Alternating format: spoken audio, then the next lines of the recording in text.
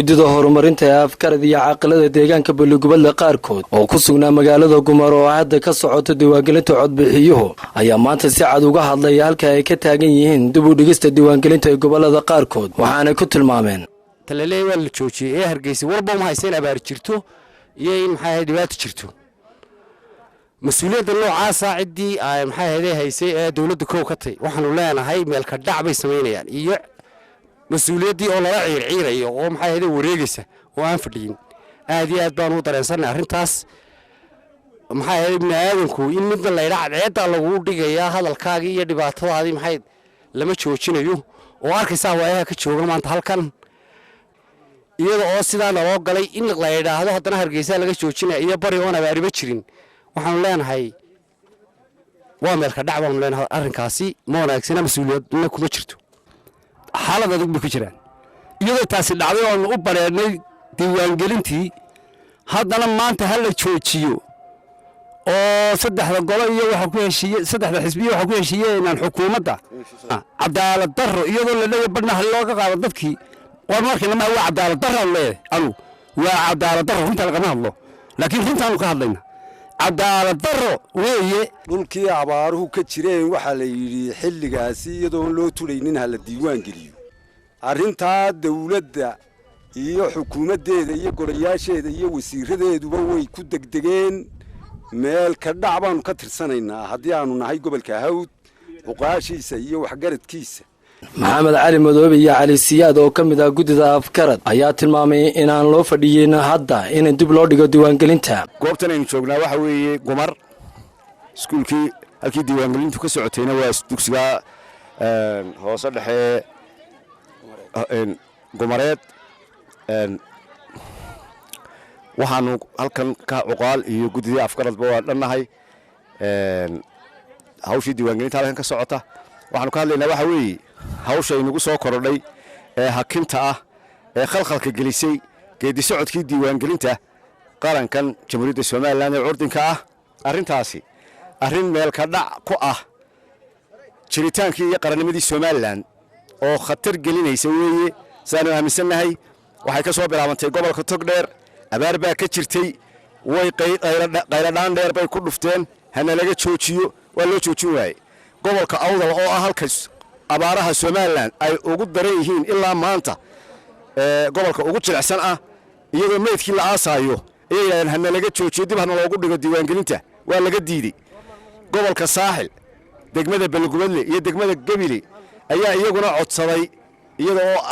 iyaguna u dhow abaaro xumi hayeen in dib loogu dhigo oo loo hakiyo waa laga diiday waxay codsadeen in muddada loo kordhiyo dadkoodii oo hayaamo meel dheer qabtay abaaraha awgood intay soo noqonayaan muddadu ay ku yartahay waa laga diiday Hargeysa waxa inta raacda Saaxil iyo Gabile iyo Balugubadle waxa la yiri diiwaangelintu haska sii socoto dhowr iyo 10 cisho dambe harsan ha socoto laba hakinayo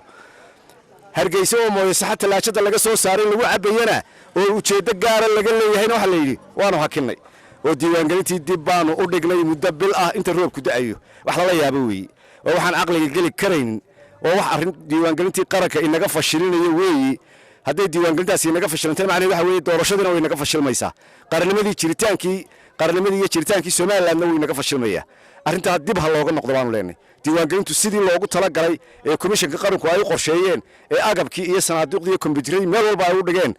gobolka Maroodijeex hawshiisu bisha labadeeda haw bilaabanta baanu leenahay afkarad iyo taageerayaashoodii iyo cuqaashoodii iyo odayaashoodii reer Gumareed waxa aan ka hadlaynaa maanta dhibaatada taagan ee iyadoo taagan la yiri abaara inta waxa soo abaara iyadoo dhacayaan iyo mashaakilaad baa la yiri diiwaangelin hala sameeyo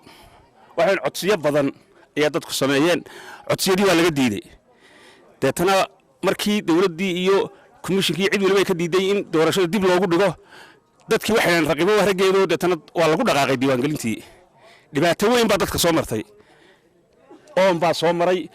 xooliyo ka dhimanaya soo maray dadkii oo gaajaleynaysa soo martay wax waliba iyadoo maraya haddana diiwaangelintii dadkii ay wadeen marka waxa weyn hadii ay dawladda iyo komishigu ay ka naxayaan ummadda markii hore codsadeen ayaabay joojin lahayn baash ay dib u dhigi lahaayeen iyadoo gobolladii abaareysnaa ee dadkeedii iyo xoolahooduba ay halista ku jireen diiwaangelintii lagu socodsiiyey oo xoog loogu socodsiiyey maanta Hargeysa waxaan ku dhaanay inay abaar jirtay in kale aan weyn ayaan abaaraha dartood baan dib ugu dhigaynaa arrinkaasi arrin la qaadan kara maaha waxaan ku leeyahay waa arrin dal laga leeyahay waxa weyn dad looma naxayo oo looma danaynayo haddii dadka loo naxayo dadkii abaaru hayeen baa laga joojin loo dib loogu dhigi lahaa waxa weeyaan iyadoo dadkii abaaru hayeen aan laga joojin Hargeysa abaar ba warhaynin ayaanu abaaraha dartood baan dib ugu dhigaynaa wax macquul maaha waxa weeyaan ummadani kama naxayso ummadooda riwaado kale ay ku jiraan waxaan ku leeyahay interest kale wax kale ku jiro inaan garanayn meesha waxa weeyaan hadday xisbiyaal tahay iyo hadday golayaal tahay iyo hadday xukuumadda tahayba waxa weeyaan arrinka qalad baan u aragnaa diiwaangelintu sideedii hore loogu talagalay waa inay u socoto maadaama dadkii abaarasnaa aan loo nixin hore loogu nixin sideedii waa inay u socoto Hargeysa waa inay ka bilaabanto bisha labadeeda gobolada kale waqtiga loogu talagalay inay ka bilaabanto weeyaan